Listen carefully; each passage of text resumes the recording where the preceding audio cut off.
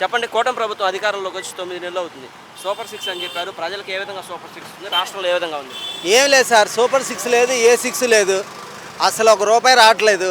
అంతకుముందు జగన్ టైంలో అప్పు చేసో సప్పు చేసో ప్రతి నెల 6-7 కోట్లు ఇచ్చేవాడు. ఆ డబ్బు పబ్లిక్లోకి వచ్చేది, బిజినెస్ జరిగేది, చిన్న చిన్న వ్యాపారస్తులందరూ బాగుండేవాళ్ళు. ఇప్పుడు ఆ డబ్బు రావట్లేదు, ఆ బిజినెస్ రావట్లేదు, ఏమీ లేదు. బిజినెస్లు చాలా దారుణంగా ఉన్నాయి, చాలా డల్గా ఉన్నాయి. పరిస్థితి అయితే మాత్రం అస్సలు బాగా. మరి నిత్యావసర సరుకులు ఏ విధంగా ఉన్నాయంటారు? నిత్యావసర సరుకులు కొన్ని రేట్లు తగ్గినాయండి.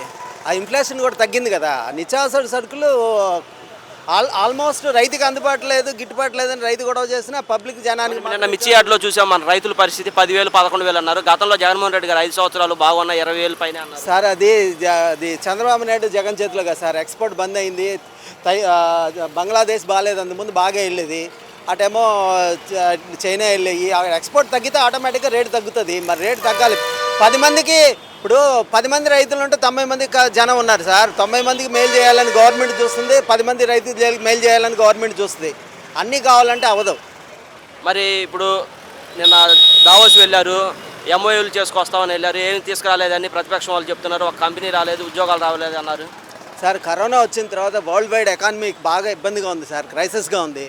అది చంద్రబాబు నాయుడు గారు వెళ్ళారు, రేవంత్ రెడ్డి గారు వెళ్ళారు, అది అంతకుముందు జగన్ గారు వెళ్ళారు. వరల్డ్ వైడ్ క్రైసిస్ జరుగుతున్నప్పుడు వచ్చి వేరే కంట్రీస్లో ఎక్స్పాన్షన్స్ లేవు, తక్కువగా ఉన్నాయి.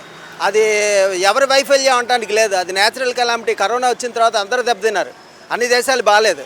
అప్పుడు బిఫోర్ జగన్ గారు చేసిన టైంలో కూడా ఇదే వైఫల్యం, ఇప్పుడు అదే వైఫల్యం. అంతకుముందు చంద్రబాబు నాయుడు గారు ఎన్ని కంపెనీలు తీసుకురాలా, అప్పుడు బాగుంది పొజిషన్, ఇప్పుడు పొజిషన్ బాగా. గతంలో జగన్మోహన్ రెడ్డి గారు విద్యావ్యవస్థలో ఏం మార్పులు తీసుకొచ్చారంటారు, ఇప్పుడు ఏ విధంగా ఉంది?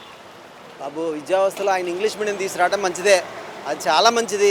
కాకపోతే కొంతమందికి నచ్చట్లా, తెలుగు మీడియం కావాలంటున్నారు. ఖచ్చితంగా ఇంగ్లీష్ మీడియం లేకపోతే ప్రజలు మనం ఇతర రాష్ట్రాల్లో చూస్తున్నాం కదా, ఇబ్బందే. వేరే భాష రాకపోతే బయటికి వెళ్తే దేని బతకలేరు. ఇంగ్లీష్ అనేది చాలా అవసరం కూడా. ఇంగ్లీష్ ఉండటం తప్పేం లేదు, ఇంగ్లీష్ ఉండటం ఏం తప్పలేదు. మరి ఆరోగ్యశ్రీ అనేది రాజశేఖర రెడ్డి గారు పెట్టారు, ఈ మధ్య తీసేస్తామని చెప్తున్నారు. దానికి మీరే విధంగా? ఎక్కడన్నారు తీసేస్తామని? ఎవ్వరు తీసేయలేదు, తీసేయరు కూడా.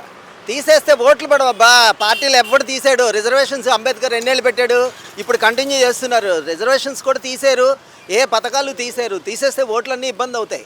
కథ ఏంటంటే ఇవ్వడానికి లేట్ అవుద్దంటారు, డబ్బులు లేవని డ్రాగ్ ఆన్ చేస్తూ ఉంటారు. అవన్నీ ఇక తప్పదు. పదవుల కోసం, పదవిలోకి రావడం కోసం వీళ్ళు కూడా హామీలు ఇస్తూ ఉంటారు. అవన్నీ అమలు చేయాలంటే కూడా అవ్వట్లే. మరి గతంలో జగన్మోహన్ రెడ్డి చెప్పారు 70,000 కోట్లు అయితేనే ఇవ్వడం కష్టంగా ఉంది, 1,40,000 కోట్లు అంటే ఇవ్వలేరని చెప్పినా కానీ ఎందుకు వేశారంటారు? ఆయన ప్రభుత్వం మీద కొంత వ్యతిరేకత వచ్చింది. జనం అందరూ అలా కాదు, ఇది ఇంకా బాగుంటుంది అనుకున్నారు. ఇది ఇంకా